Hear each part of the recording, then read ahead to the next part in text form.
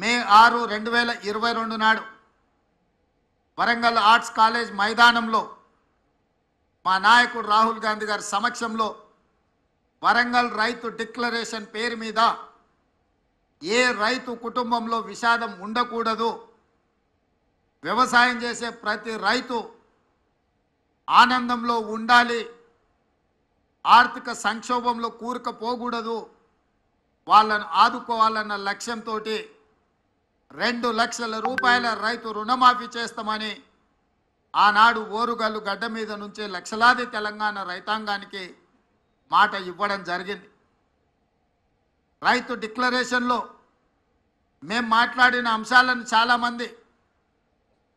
టీవీల ముందు పేపర్ల ముందు అవహేళన చేస్తూ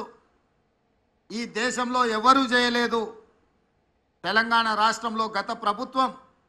2014లో 1 లక్ష రూపాయల రుణమాఫీ చేస్తా అని మొదటి విడత కాదు 5 సంవత్సరాలు 60 నెలలు 4 విడతల్లో చేసి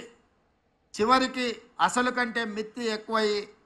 రైతుకు ఇచ్చిన 1 లక్ష రూపాయల రుణమాఫీ కూడా మిత్తిలకే సరిపోయి అసలు బకాయి అట్లనే ఉండే విధంగా ఆనాటి పరిస్థితులు. ఆనాడు ధనిక రాష్ట్రానికి నిధుల కొరత లేకపోయినా ఆ రోజు రైతులకు న్యాయం జరగలేదు. మళ్ళీ రెండవసారి కూడా అదే వాగ్దానంతో ముందుకొచ్చి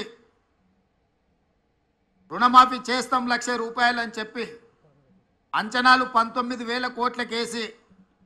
చివరికి 12,000 కోట్ల రూపాయలే రెండవసారి కూడా 4 విడతలలో చెల్లించి 7,000 కోట్ల రూపాయలు మొండి బకాయిలుగా రైతుల నెత్తి మీద అట్లనే వదిలేసి గత ప్రభుత్వము బాధ్యత నుంచి తప్పించుకున్నది.